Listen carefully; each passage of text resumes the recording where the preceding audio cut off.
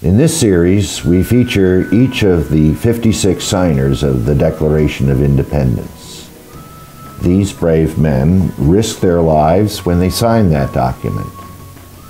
This video is a brief outline of the events leading up to the signing of the Declaration of Independence. In the early 1600s and all the way to the late 1700s, there was the House of Burgesses. It was the first colonial government that featured a bicameral or two-house legislature. This was the beginning model for the government America has now. The House of Burgesses reported to and collected taxes for England. The French and Indian War, also called the 7 Years' War, was a conflict that was sparked by the political dynamics of countries in Europe. 2 years after its beginning in America, this war spread back to Europe and eventually led to the French being entirely removed from America.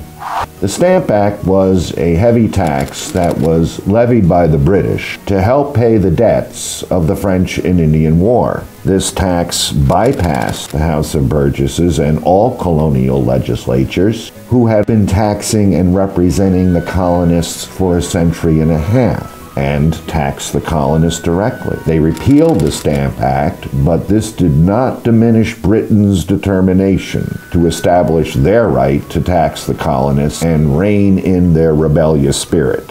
However, this further sparked the imperial crisis that led to the American Revolution.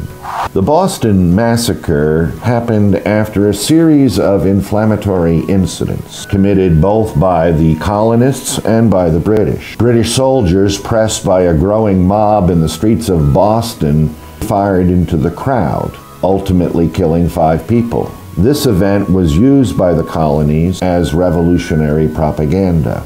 The First Continental Congress was called in 1774 after Britain's hardline policies toward their colonies, particularly Massachusetts, after the celebrated Boston Tea Party.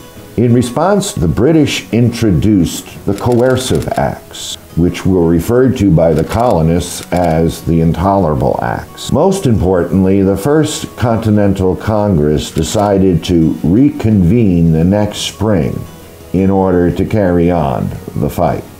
The Second Continental Congress met in the spring of 1775. Much had changed in the few months of recess. British regulars had marched out of Boston in an attempt to destroy American militia supplies in Concord and to deliver a message that resistance against the crown was fruitless. However, this force was badly mauled as it had attempted to retreat to Boston. Despite the mixed feelings of the Second Continental Congress, they elected to send the Olive Branch petition to the King of England. It was one last attempt at peaceful reconciliation with Britain.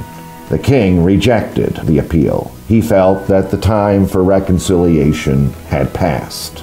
After the failure of the Olive Branch petition, Congress increasingly considered the option of independence. Despite their reluctance to take such a bold step, they eventually selected a committee of 5 to draft a document declaring that independence. Thomas Jefferson was set to writing the first draft. After review and minor revision, it was presented to the Congress, and on July 4th, the Declaration of Independence was made public. The American Revolutionary War began at Lexington and Concord in April 1775 and lasted until the Peace of Paris in 1783 concluded it. The war was based upon British initiatives, as they had the burden of winning the war.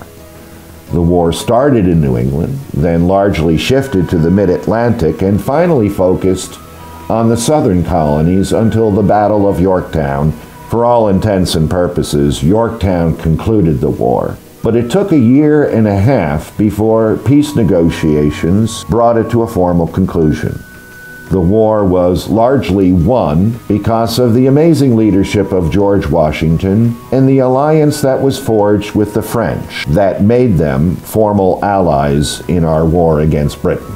During the war, Congress was very reluctant to forge a central government. But the various colonies, now states, understood that they would need some form of centralized power to win a war against the British. The Second Continental Congress then authorized the 13 Articles of Confederation, given only certain powers, mostly designed to prosecute the war. The powers granted to the central government were never backed up by any real executive authority. Hence, this government was notoriously weak and ineffective. Despite this, once the war came to an end in 1783, this shadow government continued on until the Constitutional Convention was called in 1787. There, the Articles of Confederation were completely replaced by the Federal Constitution, which was written after much deliberation and revision. When the Articles of Confederation were the governing document, there was a position there known as the President of the Continental Congress. The President of Congress served as a general moderator of the debates. Nowadays, the position most comparable is the Vice President of the United States. Thank you for watching this, and we hope you enjoy the 56 signers of the Declaration of Independence.